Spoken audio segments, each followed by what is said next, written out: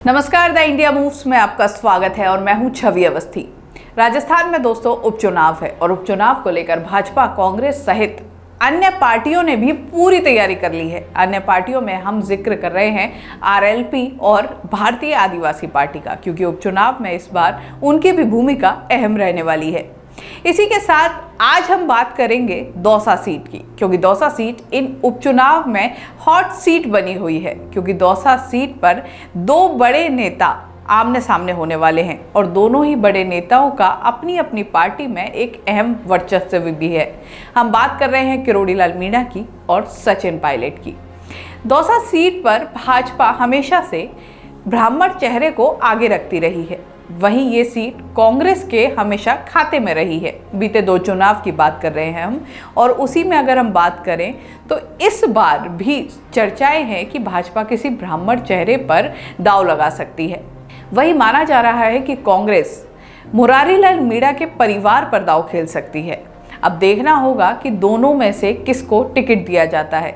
लेकिन अब हम आपको बताते हैं कि ऐसे कौन कौन से नाम हैं जो चर्चाओं में चल रहे हैं। दौसा सीट पर ऐसे कई नाम हैं जो सुर्खियों में बने हुए हैं। ब्राह्मण चेहरे की बात करें तो अरुण चतुर्वेदी का भी नाम भाजपा की ओर से चल रहा है। वहीं किरोड़ी लाल मीणा के भाई का जिक्र भी यहाँ पर किया जा रहा है। चलिए सबसे पहले आपको ग्राफिक्स के जरिए बताते हैं कि ऐसे कौन कौन से नाम हैं जो भाजपा और कांग्रेस की तरफ से इन दिनों चर्चाओं में बने हुए हैं। भाजपा के संभावित उम्मीदवार शंकरलाल शर्मा, जगमोहन मीणा, नंदलाल बंसीवाल, अरुण चतुर्वेदी। कांग्रेस के संभावित उम्मीदवार Savita Niharika Meena, GR Khatana, Sandeep Sharma. Shankarlal Sharma BJP Dausa seat पर एक बार फिर ब्राह्मण चेहरे पर दांव खेल सकती है। ब्राह्मण बीजेपी का कोर वोट बैंक माना जाता है। यही फैक्टर 2023 में प्रत्याशी रहे पूर्व विधायक शंकरलाल शर्मा के पक्ष में नजर आ सकता है। जगमोहन मीणा कद्दावर नेता और मंत्री किरोड़ी लाल मीणा के भाई जगमोहन मीणा भी संभावित प्रत्याशियों में शामिल है। किरोड़ी ने लोकसभा चुनाव में भी अपने भाई के लिए टिकट मांगा था।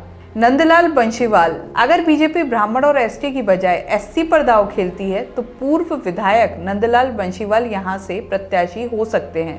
अरुण चतुर्वेदी दौसा की सीट पर अगर ब्राह्मण चेहरे पर दांव खेला जाता है तो अरुण चतुर्वेदी का नाम भी सुर्खियों में बना है। अरुण चतुर्वेदी भाजपा के कद्दावर नेता माने जाते हैं। सविता या निहारिका मीणा कांग्रेस इस सीट पर मुरारी लाल मीणा की पत्नी सविता या फिर बेटी निहारिका मीणा के नाम पर भी विचार कर रही है। वहीं जीआर खटाना सचिन पायलट के करीबी और पूर्व विधायक जीआर खटाना भी दौसा से चुनाव लड़ सकते हैं। नरेश मीणा कांग्रेस में राजस्थान यूनिवर्सिटी के महासचिव रहे नरेश मीणा भी प्रमुख दावेदारों में शुमार हैं। वहीं इसी के साथ चर्चाएं ये भी हैं कि नरेश मीणा को देवली या उनियारा सीट पर भी शिफ्ट किया जा सकता है। संदीप शर्मा भी टिकट के दावेदारों में शुमार हैं। ब्राह्मण चेहरे के तौर पर अगर बीजेपी किसी को उतारती है तो कांग्रेस संदीप शर्मा को तवज्जो दे सकती है। तो देखा आपने किस तरीके से भाजपा की तरफ से अगर किसी ब्राह्मण चेहरे को आगे बढ़ाया जाता है तो उसमें अरुण चतुर्वेदी का नाम आगे हो सकता है। हालांकि ये नाम पहले नहीं था, पहले शंकरलाल शर्मा का नाम आगे चल रहा था, लेकिन अब अरुण चतुर्वेदी का नाम भी सुर्खियों में आने लगा है। वहीं बात करें कि अगर किसी ब्राह्मण चेहरे को आगे नहीं किया जाता है तो किरोड़ी लाल मीणा के भाई जगमोहन मीणा को आगे किया जा सकता है। और ये इसलिए भी देखा जा रहा है क्योंकि बीते लंबे समय से किरोड़ी लाल मीणा कुछ खफा से थे, लेकिन अब दोबारा से भाजपा की ओर से किरोड़ी लाल मीणा के जिस तरीके से बयान आ रहे हैं उससे लग रहा है कि आपस में कुछ ना कुछ सुलह हो चुकी है।